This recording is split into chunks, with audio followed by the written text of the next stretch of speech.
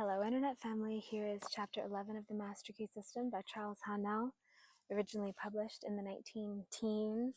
And if you like this, there are lots of places you can find it. You can order it on the internet, and I bet you can even find the full text online somewhere. There are mosquitoes I'm going to be batting at. So sorry, but such is life right now. Here we go. We start with a quote from Emerson. "A vivid thought brings the power to paint it, and in proportion to the depth of its source is the force of its projection." Here's the introduction to Part 11. Your life is governed by law, by actual, immutable principles that never vary. Law is in operation at all times, in all places. Fixed laws underlie all human actions. For this reason, men who control giant industries are enabled to determine with absolute precision just what percentage of every 100,000 people will respond to any given set of conditions. It is well, however, to remember that while every effect is the result of a cause, the effect in turn becomes a cause, which creates other effects, which in turn creates still other causes, so that when you put the law of attraction into operation, you must remember that you are starting a train of causation for good or otherwise, which may have endless possibilities. We frequently hear it said, "A very distressing situation came into my life, which certainly could not have been the result of my thought, as I certainly never entertained any thought which could have such a result." We fail to remember that like attracts like in the mental world, so that the thought which we entertain brings to us certain friendships, companionships of a certain kind, and these in turn bring about conditions and environment, which in turn are responsible for the conditions of which we complain. Part 11. Inductive reasoning is the process of the objective mind by which we compare a number of separate instances with one another until we see the common factor that gives rise to them all. Induction proceeds by comparison of facts. It is this method of studying nature which has resulted in the discovery of a reign of law which has marked an epoch in human progress. It is the dividing line between superstition and intelligence. It has eliminated the elements of uncertainty and caprice from men's lives and substituted law, reason, and certitude. It is the watchman at the gate, mentioned in a former lesson. Mosquitoes, my goodness, sorry y'all. When by virtue of this principle, the world to which the senses were accustomed had been revolutionized, when the sun had been arrested in his course, the apparently flat earth had been shaped into a ball and set whirling around him, when the inert matter had been resolved into active elements, and the universe presented itself, wherever we directed the telescope and microscope, full of force, motion, and life, we are constrained to ask, by what possible means the delicate forms of organization in the midst of it are kept in order and repair? Like poles and like forces repel themselves or remain impenetrable to each other, and this cause seems in general sufficient to assign a proper place and distance to stars, men, and forces. As men of different virtues enter into partnership, so do opposite poles attract each other. Elements that have no property in common, like acids and gases, cling to each other in preference, and a general exchange is kept up between the surplus and the demand. As the eye seeks and receives satisfaction from colors complementary to those which are given, so does need, want, and desire, in the largest sense, induce, guide, and determine action. It is our privilege to become conscious of the principle and act in accordance with it. Cuvier sees a tooth belonging to an extinct race of animals. This tooth wants a body for the performance of its function, and it defines the peculiar body it stands in need of with such precision that Cuvier is able to reconstruct the frame of this animal. Perturbations are observed in the motion of Uranus. Leverrier needs another star at a certain place to keep the solar system in order, and Neptune appears in the place and hour appointed. The instinctive wants of the animal and the intellectual wants of Cuvier, the wants of nature and the mind of Leverrier were alike, and thus the results, hence the thoughts of an existence, there in existence. A well-defined, lawful want, therefore, furnishes the reason for the more complex operations of nature. Having recorded correctly the answers furnished by nature and stretched our senses with the growing science over her surface, having joined hands with the levers that move the earth, we become conscious of such a close, varied, and deep contact with the world without, that our wants and purposes become no less identified with the harmonious operations of this vast organization than the life, liberty, and happiness of the citizen is identified with the existence of his government. As the interests of the individual are protected by the arms of the country, added to his own, and the needs may depend upon certain supply in the degree that they are felt more universally and steadily, in the same manner does conscious citizenship in the Republic of Nature secure us from the annoyances of subordinate agents by alliance with superior powers, and by appeal to the fundamental laws of resistance or inducement offered to mechanical or chemical agents, distribute the labor to be performed between them and man to the best advantage of the inventor.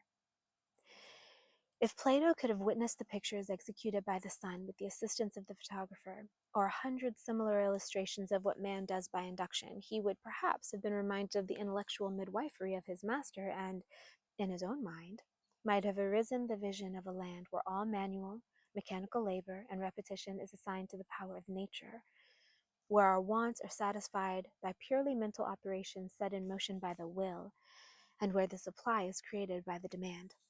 However distant that land may appear, induction has taught man to make strides toward it, and has surrounded him with benefits which are at the same time rewards for past fidelity and incentives for more assiduous devotion.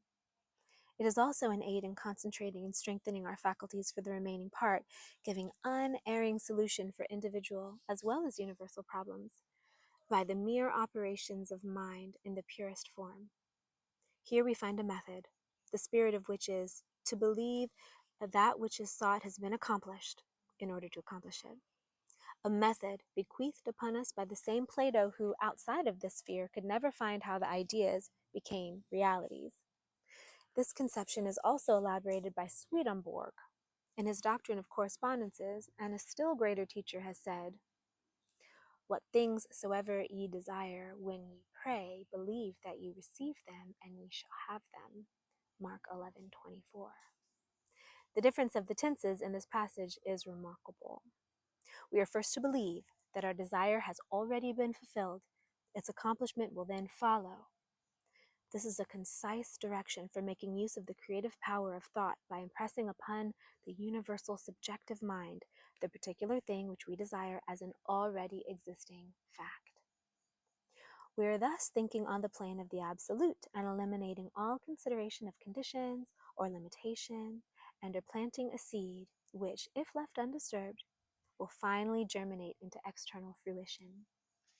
To review, inductive reasoning is the process of the objective mind by which we compare a number of separate instances with one another until we see the common factor that gives rise to them all.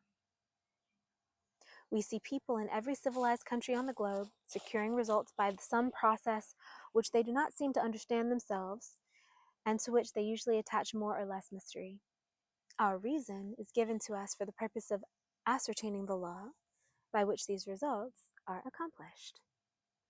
The operation of this thought process is seen in those fortunate natures that possess everything that others must acquire by toil, who never have a struggle with conscience because they always act correctly, and can never conduct themselves otherwise than with tact, learn everything easily, complete everything they begin with a happy knack, live in eternal harmony with themselves without ever reflecting much what they do, or ever experiencing difficulty or toil. The fruit of this thought is, as it were, a gift of the gods, but a gift which few as yet realize, appreciate, or understand. The recognition of the marvelous power which is possessed by the mind under proper conditions, and the fact that this power can be utilized, directed, and made available for the solution of every human problem is of transcendental importance. All truth is the same, whether stated in modern scientific terms or in the language of apostolic times. There are timid souls who fail to realize that the very completeness of truth requires various statements, that no one human formula will show every side of it. Changing, emphasis, new language, novel interpretations, unfamiliar perspectives are not, as some suppose, signs of departure from truth, but on the contrary, they are evidence that the truth is being apprehended in new relations to human needs and is becoming more generally understood. The truth must be told to each generation and to every people in new and different terms, so that when the great teacher said, "Believe that you receive, and ye shall receive,"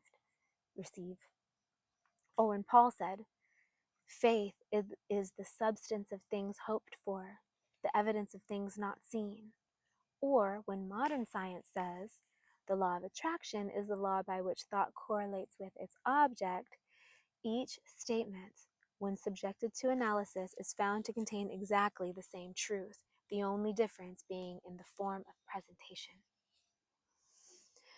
We are standing on the threshold of a new era.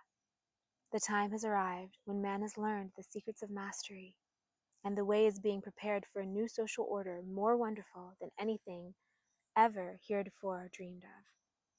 The conflict of modern science with theology, the study of comparative religions, the tremendous power of new social movements, all of these are but clearing the way for the new order.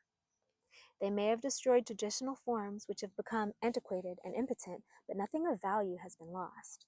A new faith has been born, a faith which demands a new form of expression. And this faith is taking form in a deep consciousness of power, which is being manifested in the present spiritual activity found on every hand. The spirit which sleeps in the mineral, breathes in the vegetable, moves in the animal, and reaches its highest development in man is the universal mind. And it behooves us to span the gulf between being and doing, theory and practice, by demonstrating our understanding of the dominion which we have been given. By far, the greatest discovery of all the centuries is the power of thought. The importance of this discovery has been a little slow in reaching the general consciousness, but it has arrived, and already in every field of research, the importance of this greatest of all discoveries is being demonstrated. You ask, in what does the creative power of thought consist? It consists in creating ideas, and these in turn objectify themselves by appropriating, inventing, observing, discerning, discovering, analyzing, ruling, governing, combining, and applying matter and force. It can do this because it is an intelligent, creative power. Thought reaches its loftiest activity when plunged into its own mysterious depth, when it breaks through the narrow compass of self and passes from truth to the region of eternal light, where all which is, was, or ever will be melts into one grand harmony. From this process of self-contemplation comes inspiration, which is creative intelligence, and which is undeniably superior to every element, force, or law of nature, because it can understand, modify, govern, and apply them to its own ends and purposes, and therefore possess them. Wisdom begins with the dawn of reason, and reason is but an understanding of the knowledge and principles whereby we may know the true meaning of things. Wisdom, then, is illuminated reason, and this wisdom leads to humility, for humility is a large part of wisdom. We all know many who have achieved the seemingly impossible, who have realized lifelong dreams, who have changed everything, including themselves. We have sometimes marveled at the demonstration of an apparent irreversible power, which seemed to be ever available just when it was most needed, but it is all clear now. All that is required is an understanding of certain, definite, fundamental principles and their proper application. For your exercise this week, concentrate on the quotation taken from the Bible. "Whatsoever things ye desire, when ye pray, believe that ye receive them, and ye shall have them." Notice that there is no limitation. "Whatsoever things" is very definite and implies that the only limitation which is placed upon us in our ability to think, to be equal to the occasion, or rise to the emergency, to remember that faith is not a shadow, but a substance, the substance of things hoped for, the evidence of things not seen. There's a final quote that says, "Death is but the natural process whereby all material forms are thrown into the crucible for reproduction in fresh diversity." I want to reread that last sentence because there's a typo in our book that's in rather than is, but it's supposed to be is. So I'm going to read that last bit again. Okay.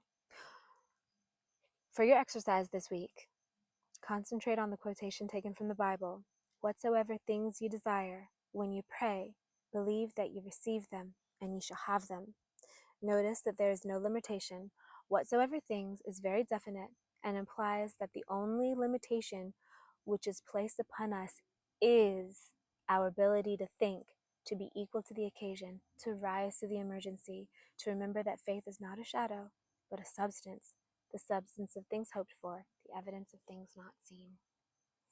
All right, that was part 11. Hope you enjoyed it. See you soon for part 12.